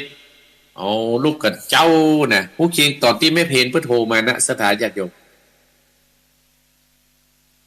แม่เพนเพื่อโทรมาโอ้เป็นวันติดกันเลยเนี่ยเนี่ยอาตมาภาพกระตื่นกับเจ้าสถานญาติโยมเนาะอาตมาภาพก็จะได้เปิดสายแหมรอบดึงเนาะเวลาก็เหลือนักเนี่ยช่วยกันจัดเนาะ ช่วยกันจัดรายการติดดึงก็มาเห็นเตือนแต่จี้ได้ก็มีแม่น้อยกัดนัดแม่จงดีฝังแม่น้อยกัดนัดหลับปูนเขานี่นะบันดอนนี่เพิ่งโทรมาเพื่อให้กำลังใจท่านโทรมาแล้วกัน โทรมาแล้วกันอาจจะโทรก็โทรเนอะโทรมาที่เบอร์อย่างก็โทรมาที่08288572250828857225เอาลงโทรมาเถอะสถานญาติโยมเนาะใครมีโอกาสก็โทรมาได้เลยโอ้โทรมาแต่ละแสดงว่า234เจริญปอนครับไว้สักเจ้าพระอาจารย์แม่บอกเกี่ยวกันทีเทนเนอร์วังดินเจ้าแม่บัวเขียววังดินลีได้ยินทีก็แม่บัวเขียวเจ้าชัดเจนดีวันนี้แล้วชัดเจนดีหมอเจ้าดังดีเลยดังลีนะฟังกี่โมงก็ฟังพระเจ้าละกันฟังเพราะป่านี้นี่เป็นเปิดวัน5 โมงเนาะฟังแต่5 โมงมาแม่เนอะขอบคุณแม่เนอะกำลังใจท่านเนอะขอบคุณเนอะบอกคือเขาฟังหลายๆเนอะบ้าแต่แม่วันติดฟังกันเป็นกันแล้วเป็นปะโทกันนะแม่บุเขียเป็นตัวแทนเนาะเจริญปอนสายต่อไปเจริญปอนบริจาคครับท่านก็บุญธรรมครับผมสัญญาณดีก็ดังชัดเจนดีก็สัญญาณชัดเจนดีครับดังจัดดีวันนี้ปัดดังได้วันนี้จะไปวัดเบิ่งนั่นปุ่นมีกิจการอย่างนั้นน้อยกะวัดไหนครับป่อวัดป่าแดงไงป่าแดงเพิ่นมีงานกะครับมีงานสืบจัดการอย่างเนี้ยใครไปส่งโอ้มันใกล้เนี่ยมาใกล้ดีเตียวไปเนาะรถเครื่องนี่กะเนี่ยสักกิโลนี่เนาะแล้วปีมาหรือยังมาแล้วเหรอมาเลยเนาะบุญรักษาเนอะครับผมเจริญปอนพ่อบุญธรรมเจริญปอนสายต่อไปเจริญปอนไว้สัญญาณให้ก็คือแม่สีทรเพิ่นสัญญาณมีกอแม่สีทรมีเจ้าวิทยุดังกอดังเจ้าชัดเจนดีเหรอแต่กี้แม่สาวรักษ์ว่าบ่ได้ยินว่ะบ่ได้ยินเลยนะแต่มันบ่ดังเมื่อตอนแรกนะแม่สาวรักษ์ลงโทรแม่กำเน้อได้ยินกอเนาะแม่สาวรักษ์ก็โทรไป0828857225เน้อแม่สีทรเน้อจะเลิศปอนไว้สาเจ้าจะเลิศปอนสายต่อไปเจริญปอนแต่ว่าสาเจ้าท่านครูแม่สีจันเด้อโอ้แม่มาแล้วแม่สีจันฟังอยู่แม่สีจันวันนี้ปังได้คนเนี่ยแม่สีจันอยู่บ้านนี่ก็แม่บ้านนี่ก็แม่สีจันบ้านนี่ก็ไปเจ้าน้ำบ่อหลวงแล้วบ้านนี่ก็บ้านเหมืองฟูเหมืองฟูฮะกับบ้านน้ำบ่อหลวงเลยมันใกล้กันนะเมืองฟูตัวนี้ค่ะมาท่านก็มันฟังมีสาระดีเนาะอาวุธ9อย่างมันมีวันแพ้นะจ้ายินดีแม่สีจันเนอที่โทรมาเนอเจ้าละจ้ายินดีแม่เนอบุญรักษาแม่สีจันเมืองฟูเจริญปอนท่าน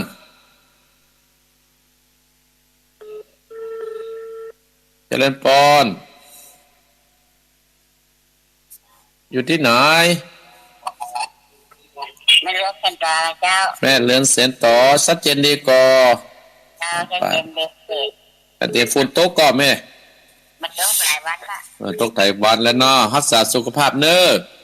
เจ้าสายต่อไปเจริญพรภาษาเจ้าท่านพ่อหูแม่ยังทำตับเตาเจ้าโอ้ไม่ผ่านชัดเจนดีกว่าไม่ผ่านทำตับเตาได้ยินทำสักคำได้ยินทำจบอ่ะโอ้ยอันมอสัญญาณมามีไอ้มันมีปิดตี้ได้ไหมได้เน็ตมันถ้าจะล้มได้เน็ตถ้าจะล้มไงเขียนดีอะเขียนคนเน็ตดีกว่ามันมาแปลงดีๆเนาะยินดีไหมแม่ผู้ผ่านยินดีเนอะเจ้าตามภาษาเจ้าจะเล่นปอนสายต่อไปจะเล่นปอนภาษาเจ้าอันอยู่ที่ไหนในจันสีบ้านมักบอกกับสร้างเจ้าจันสีสั่งบนนะแม่เนาะมันตัดตาขาพระบาทตัดผ้าชัดเจนดีกว่าแม่ชัดเจนเจ้าโอ้แม่จันสีเป็นลูกควายหน่อยดีลูกควายมั้งวันนั้นผมไม่พักแม่ไปถือผ้ากับวันนี้แล้วอ๋อขอรักษาสุขภาพไม่จันสีเด้อเจ้าดีแล้วเจ้าบุญรักษาจะเลินขอบคุณอนุโมทนาสาธุจะเลินปอนแม่จันสีอบัตตะค่าจะเลินปอน1อยู่ที่ไหนแต่งคำร้องกล่าวเจ้าโอ้ไม่เสียงคำไม่ว่าลืมกันแล้วนะข้าก็อึ้งหูแล้วพี่แหนแล้วอะไรกันไม่เสียงคำมีหันวัดหอเลียวอะไรกันวันนั้นมีพวกกำนันพ่อหลวงผู้แม่นี่เนี่ยป้าแปะเหรอ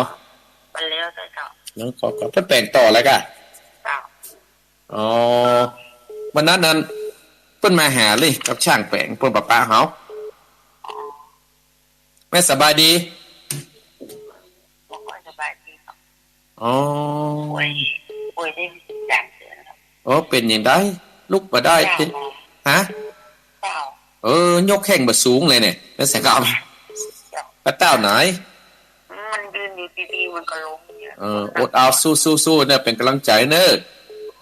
บุญรักษาเนี่ยแม่เนอะบุญรักษาเนอะเจริญพรเจริญพรนะแม่เนอะบุญรักษาสายต่อไป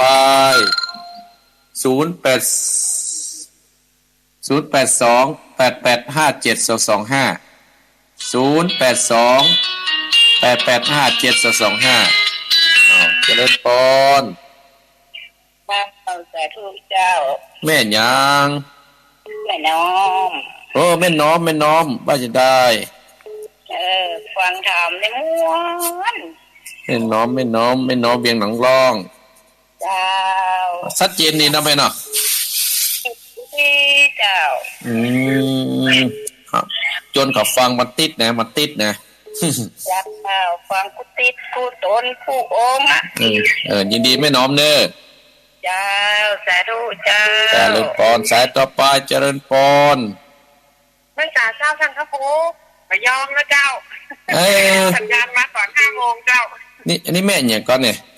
ไม่สาวรักเจ้าไม่สาวรักเนี่ยสัญญาณมา5 โมงกะตอน5 โมงเจ้าได้ครับโทรศัพท์ขึ้นหล่องยินดีเนี่ยที่เจ้าไว้สานะเจ้าแม่สาวรักอนุโมทนาสาธุการเจริญพรว่าสายเจ้าท่านพระครูไอ้แม่อุ้ยยังแม่อุ้ยหลงมันบวกอำเภอลีแม่อุ้ยหลงว่าจะได้วันนี้แม่อุ้ยหลงเผื่อฉันรู้สึกทำพอแล้วเต็ดทำพอแล้วไอ้เนาะมันรับไม่เจ้าต้องเป็นยังได้ฟังก็ได้โทรมาก็ดีแล้วกันเจ้าไม่ลงจะไปไหนวันนี้ไปไหนบนลูกเจ้าไปไหนบนลูกเห็นมั้ยเจ้า8 แล้วเจ้าแล้วไผ่นึ่งข้าวเฮ้อลูกมีค่ะเป็นสบายกันเนี่ยมีคนเลี้ยงแล้วถ้าเดือดร้อนมาต้องแยกการละไปไหนอยู่บ้านหัวเข่านอนเป็นลุ่มโพลุ่มไซให้กับลูกกับหลานเนอเจ้า ยินดีไม่อุ้ยหลงเนอ เจ้า จะเล่นปอนขอบคุณนักๆจะเล่นปอนสายต่อไปจะเล่นปอน ภาษาเจ้า อันนี้หลับตังเวียงบอกเป้าไหมเหรอ ไม่ท้อง โอ้ นั่นจะลืมไปดิ ลำปางยายฟองมันเหมือนเสียงคล้ายๆกันนะแม่ฟอง เจ้าอ่านอันแน่ ฟังอยู่เนาะ สาหน่อยจีมันดี แล้วสีมันบ่ดีเมินแล้วเนี่ย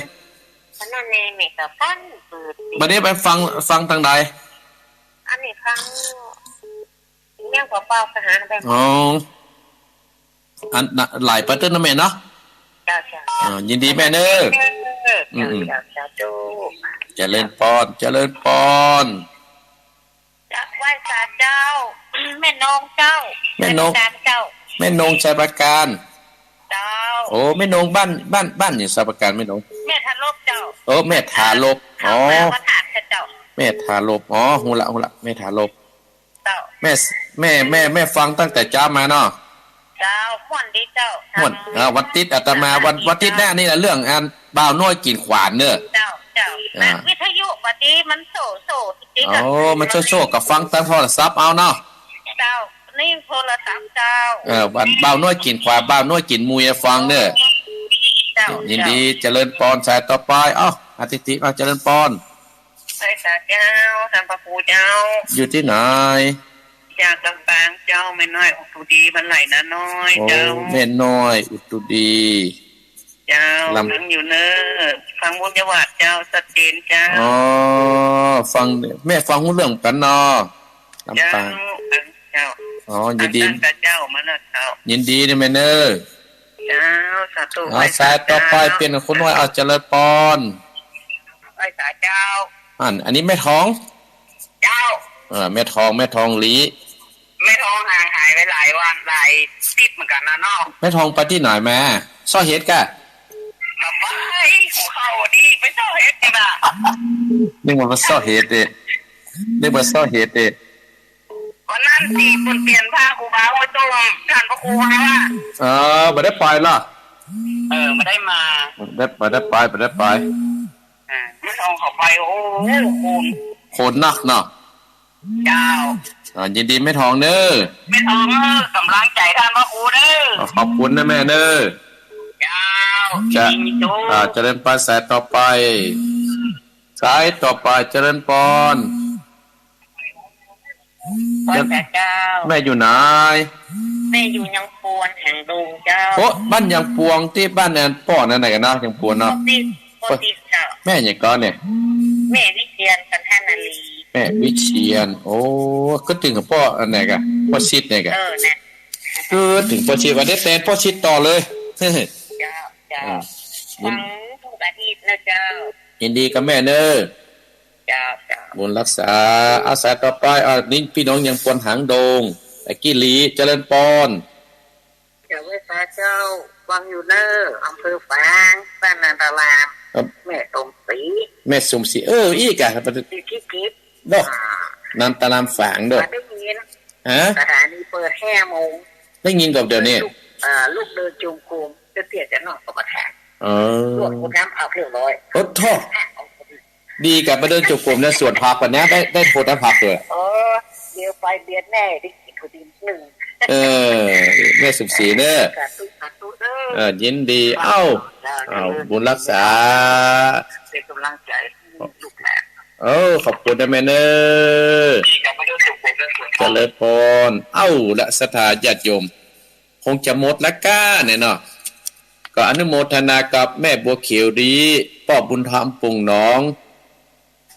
แม่สีจันแม่สีจันเหมืองฟูแม่สีจันแม่สีจันแม่เรือนลำปางแม่ผานถ้ำตับเตาแม่จันสีพระบาทตักผ้าแม่แสงคำร้องเกือกว่าแม่น้อมและแม่สาวรักษ์ชัยประการขอบคุณนะแม่สาวรักษ์เนี่ยจะภาพทำเดี๋ยวเอาเตรียมน้ำมาเลยจะตรวจน้ำเห็นเด้อแม่หลงลีแม่ฟองลำปางแม่นงแม่ทารบแม่น้อยอุตุดีลำปางแม่ทองลี ยังปวนแม่วิเชียนเนี่ยนันตรามแม่สมศรีก็อนุโมทนาสาธุเนอแม่สีแค่สีทองในอนุโมทนาสาธุเลยเนาะอนุโมทนาสาธุเนอที่ได้โทรมาที่ได้โทรมานะสถานญาติโยมเนาะบุญใดกุศลใดเนอพี่น้องก็จะไปโทรเข้าส่วนตัวได้เนอเพราะว่าอาตมาภาพกำลังจัดรายการอยู่เนาะสามารถรับได้สถานญาติโยมโทรมาที่นี่กะ0828857225นี่กะว่างแล้วเหรอเอาโทรมานี่0828857225นี่กะถ้าว่าโทรได้อาตมาภาพจะลงจะออกรายการแล้วนะจะออกรายการแล้วนะเพราะฉะนั้นก็ขอบคุณสตาญาติโยมที่โทรมาคือกำลังอกกำเนิดตั้งแต่เมื่อเจ้าแม่น้อยกัดนัดเนี่ยแม่จงดีฝางแม่สายทองห้วยการแม่วิอินเสมิงแม่นวรัตน์ห่วงเปาเนี่ยพ่อบุญดันเจดีสามยอดพ่อบุญมีบุญเมืองกลางแม่สาวรักษ์ชัยประการแม่คำปันเหล่าสันปิงแม่เพนข่าวเตี้ยเวียงหนองร่องแม่สุทัศน์ดีมูลพ่อกำนันสันติหนองผ้าขาวแม่ตาปุ้นลำปางน่านประนันประเสริฐแม่น้อมลีช่วงที่2นั่นก็มีเมาะแม่บุกเกียวลีพ่อบุญธรรมคงหนองแม่สีทองแม่สีจันเมืองคูแม่เดินลำปางแม่ผานคำตับเตาแม่แก่สีอบัตตะค่าแม่แสงคำร้องเสือขวาวแม่น้อมลีแม่สาวรักษ์จับการแม่หลุงลีแม่กองลำปางแม่นงแม่ทารกแม่น้อยอุตรดีลำปางแม่ทองลีบ้านยังปวนแม่วิเชียนนันตราแม่สมศรีเนี่ยที่โทรมาเฮืออาตมาภาพก็ขอบพระคุณนโมทนาสาธุเนสถาญาติโยมเนาะเอาละสถาญาติโยมก็อยู่กับสถาญาติโยมมา2 ชั่วโมงค้างแหม10 นาทีก็จะไว้ให้กับทางสถานีเพื่อนได้ออนไลน์ไปที่ท่านพระครูท่านอาจารย์ครูบาวัดพุทธศรีคีรีต่อไปมามีภัยโทรก็จะจบแล้วเนอะไอ้กี้ภัยโทรมาตั้งมือถือพุ่นทับมาได้โอ้เอาไม่โทรมาใหม่กี้โทรมาใหม่ที่อาตมาลืมไปว่า0828857225เอาโทรศัพท์ไว้ไก่มือเอาไม่เอาค้างแหมสัก5 นาทีเอาโทรมาใหม่ตะกี้ลืมไปเอา0828857225สถาญาติโยมเอาโทรมาเลยที่93เนี่ยเอาใจเอาโทรปะโทรอย่าปิดแล้วนะปะโทรก็อย่าปิดแล้วนะ6 โมงแล้วเนอะลูกกับลูกเห็นเนอะ6 โมงแล้วนะถ้าบะนี่ก็อาตมาจะล่ำลาแล้วนะเวลาใครมันน้อยเดียวเอา0828857225โทรมาเนอะถ้าปะโทรก็จะปั่นปอนะแม่สาวรักษ์เตรียมเนอะแม่สาวรักษ์เตรียมน้ำหยาดเนอะเตรียมน้ำหยาดแต่ก็อย่างเงี้ยเนอะที่ได้โอนปัจจัยมาโทรมาก็เจริญปอนไหว้ค่ะเจ้าค่ะอาจารย์แม่บัวลอยบ้านซุกก็ตำบลตะก้ออำเภอแม่สวยเจ้าฟังตลอดเลยแม่บัวลอยกะเจ้าแม่บัวลอยเจ้าสายสวรรค์บ้านซุกก็เจ้าอำเภอพานได้ไหมเนาะตำบลตะก้ออำเภอแม่สวยเจ้าอำเภอแม่สวยเจ้าใกล้ๆดอนใจเหรอแม่เจ้าใกล้บ้านดอนใจนี่นะเจ้าบ้านดอนใจเนาะไม่น้อยเจ้าโทรมาเนี่ยโทรบัดนั้นเพิ่นน่ะเจ้าแม่บัวลอยอนุโมทนานะแม่เนอะเจ้าฟังทุกวันเลยเจ้าขอบคุณอนุโมทนาสาธุสาธุต่อไปคุณต้องให้เจริญพรได้ยินแล้วพายลีจากอำเภอลีเจ้าไม่เห็นลีเจ้าอำเภอลีเจ้าไข่แน่แม่น้อยให้เห็นลีเจ้าแม่น้อยแม่น้อยฟังกุฏิก่อฟังจึงวันแล้วโทรบัดนั้นจ้ะยินดีแม่น้อยเนอะเจ้าโดนรักษาแม่น้อยลีทั้งนี้ก็ฟังนักเจริญพรใส่สาการท่านพระครูเจ้าแม่หยังจะเป็นโชค ตามบ้านบอกว่าแต่พอนครศรีอำเภอประตางเจ้าฟังเลยเจ้าแม่ว่าจะแม่อย่างก็แม่ไข่แก้วอ๋อแม่ไข่แก้วแต่ละแม่ไข่แก้วยินดีแม่เนอฟังเด้อขอบคุณใจเด้อที่ทักกระปูยินดีนะแม่เนอเจ้าไปฝากเจ้าฝากทุกฝากเจ้าเจริญปอนมาอีกสายเจริญปอนเจริญปอนหนึ่งว่าจะได้บ้านลังกาแม่วันดีสุพนมเจ้าบ้านลังกาเวียงปะเป้านะแม่เนาะเจ้าบ้านลังกาเวียงเป้าเวียงปะเป้าฟังแต่จ้าไหมกะเจ้าฟังทุกอาทิตย์เจ้าก็ตั้งใจจะไปหาท่านมาหาอันถ่ายแล้วแผนพ่อครูก็บอกเล่นหันกำเสือเขียนนั่นมันจะงกมือใส่เถอะมหันซะสักเตี้ยบ้านลังกาบ้านใกล้ไปห้างต่ำกว่าไหมใกล้ห้างต่ำเจ้าบ้านลังกาเนาะเจ้าบ้านลังกาเจ้าอาตมากับไปตังฟุตเจือแล้วเขาพอมาหันชื่อว่าบ้านลังกาละบ้านลังกาตีหัวตั้งตีจะเข้าไปจังเป้าเจ้าปูนก่อนคือได้ละเป้าแล้วจะเมียนนั่นของตำรวจที่ท่านเจ้าป้อมยามตำรวจอยู่เนี่ยต้องไปเข้ามาก็ได้อย่าไปเอื้อนที่ตำรวจแม่วันดีมีไหนเด้อเจ้าวันเลยเจ้ายินดีแม่เน้อเจ้าวันแต่เจ้าฟังทุกวันถึงจะรักใจค่ะถ้าครูเน้อยินดีนะแม่เน้อจะเล่นปอนสายสุดท้ายแต่เด้อจะเล่นปอนเจ้าแม่ยังแม่น้อยบ้านตะโถกเจ้าแม่น้อยบ้านตะโถกแม่น้อยบ้านเนี่ยอยู่ที่ไหนเนี่ยอันนี้แม่น้อยบ้านตะโถกตำบลดงฝายอำเภอเมืองลำปางเจ้า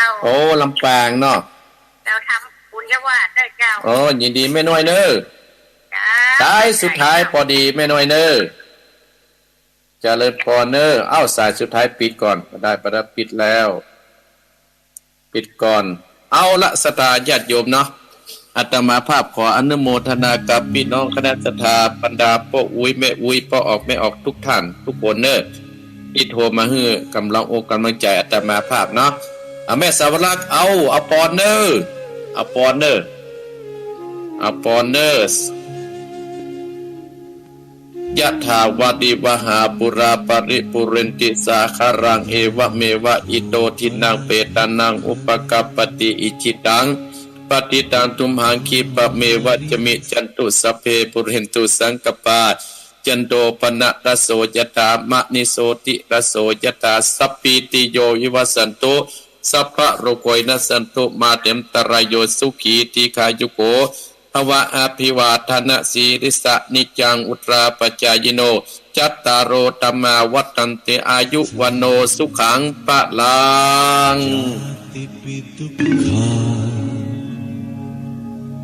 จราปิทุกขาव्याधिปิทุกขามรณะปิทุกขังอัปปิเยสัมปโยโกทุกโขปิเยวิปโยโกทุกโขยังทุกขังโนลภติตัมปิทุกขังสังคิตเตปัญจุปาทานขันธาทุกขาอิดัมโคปนภิกขเว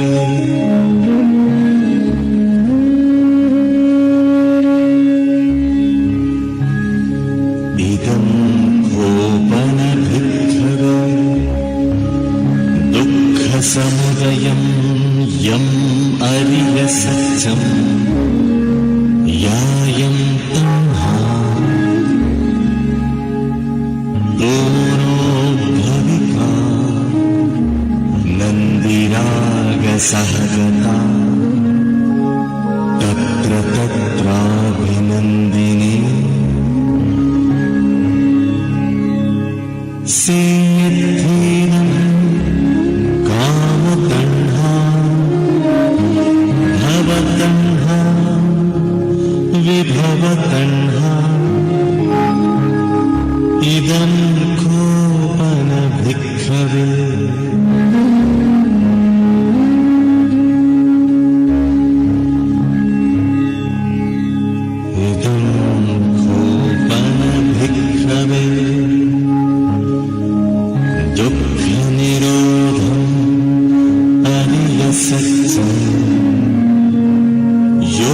तस्साये